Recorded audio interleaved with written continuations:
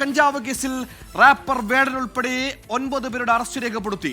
വേടന്റെ കൊച്ചിയിലെ കണിയാമ്പുഴയിലെ ഫ്ളാറ്റിൽ നിന്ന് 6 ഗ്രാം കഞ്ചാവും 9 ലക്ഷം രൂപയുമാണ് പോലീസ് കണ്ടെടുത്തത്.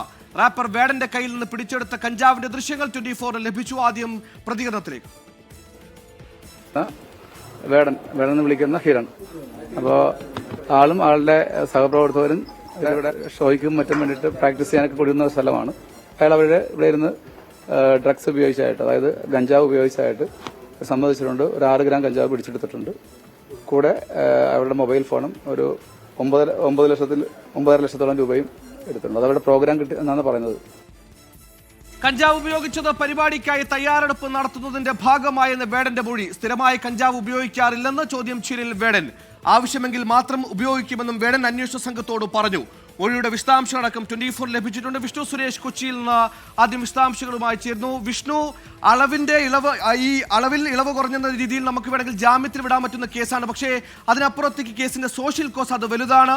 ആയിരക്കണക്കിന് 10,000-കണക്കിന് ഫോളോവേഴ്സ് ഉള്ള റാപ്പർ കൂടിയാണ് വേടൻ. ഇത് സംബന്ധിച്ച് നമുക്ക് ലഭിക്കുന്ന ഏറ്റവും പുതിയ വിശദാംശം എന്താണ്? ഈ വേടനടക്കം ഇത്തരത്തിൽ ലഹരി എത്തിച്ച് നൽകിയത് ആരെന്ന സൂചന ഇപ്പോൾ അന്വേഷണ സംഘത്തിനുണ്ടോ? ഏറ്റവും പുതിയ അപ്ഡേറ്റുകൾ എന്താണ്?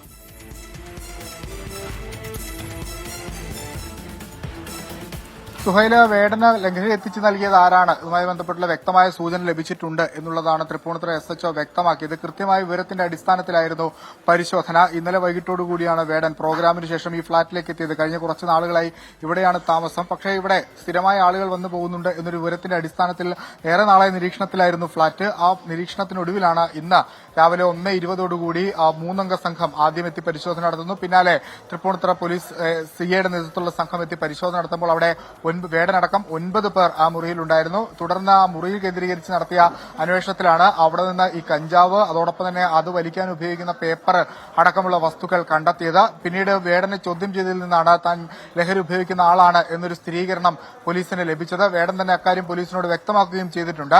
നേരത്തെ സുഹൈൽ സൂചിപ്പിച്ചതുപോലെ തന്നെ അളവിന്റെ ഒരു ഇളവ് ഈ കേസുമായി ബന്ധപ്പെട്ട് വേടൻ ലഭ്യമാകുന്നുള്ള കാര്യത്തിൽ തർക്കമില്ല. ജാമ്യം ഉറപ്പായി ലഭിക്കുന്ന കേസാണ്. 5 ഗ്രാം മാത്രമാണ് കയ്യിലുള്ളത്. പക്ഷേ ഇതിന്റെ ഒരു സോഷ്യൽ കോണ്ടെക്സ്റ്റ് വളരെ വലുതാണ്. വേടനെ സംബന്ധിച്ചിടത്തോളം ഒരുപക്ഷെ സമീപകാലത്ത് ഒരു റാപ്പർക്ക് കേരളത്തിൽ ഇത്രയേറെ സ്വീകാര്യത ലഭ്യമായിട്ടുണ്ടോ എന്ന് സംശയമാണ്.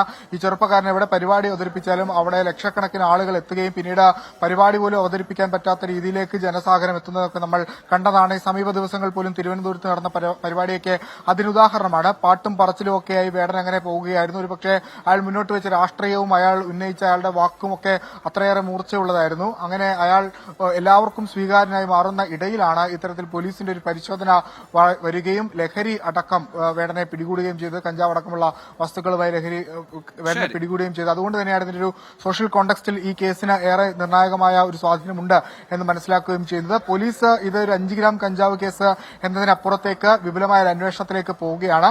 വേടന്റെ മൊഴിയും സുഹൃത്തുക്കളുടെ മൊഴിയുടെ പശ്ചാത്തലത്തിൽ ഇതിന്റെ അടുത്ത കണ്ണി ആര് എന്ന ചോദ്യത്തിന് ഉത്തരം കണ്ടെത്താനുള്ള ശ്രമത്തിലാണ് പോലീസ് ഉള്ളത്.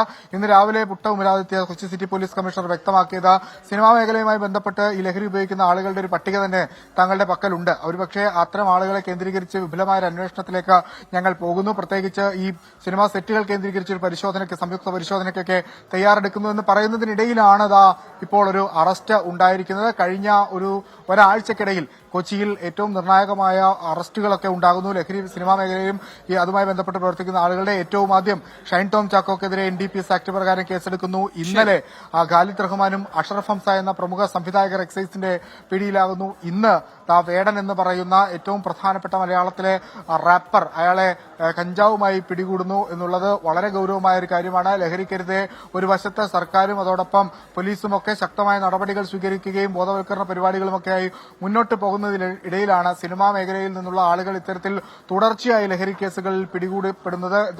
ഗൌരവമുള്ള കാര്യമാണ്. എന്തുകൊണ്ട് നിങ്ങൾ സിനിമാ മേഖലയെ മാത്രം ഇത്തരത്തിൽ തുടർച്ചയായി വേട്ടയാടുന്നു എന്നൊരു ചോദ്യം സിനിമാ മേഖലയിൽ നിന്നുള്ള ആളുകളൊക്കെ നിരന്തരം ചോദിക്കുന്നുണ്ട്. പക്ഷേ ആ ചോദ്യത്തിനുള്ളൊരു മറുപടി ഇങ്ങനെയാണ്. അതായത് ഒരാഴ്ചക്കകം തന്നെ 3 പേരാണ് സിനിമാ മേഖലയുമായി ബന്ധപ്പെട്ട് അറസ്റ്റിലാവുന്നത്. അപ്പോൾ ആ മേഖല അത്ര പവിത്രമുള്ള സ്ഥലമല്ല.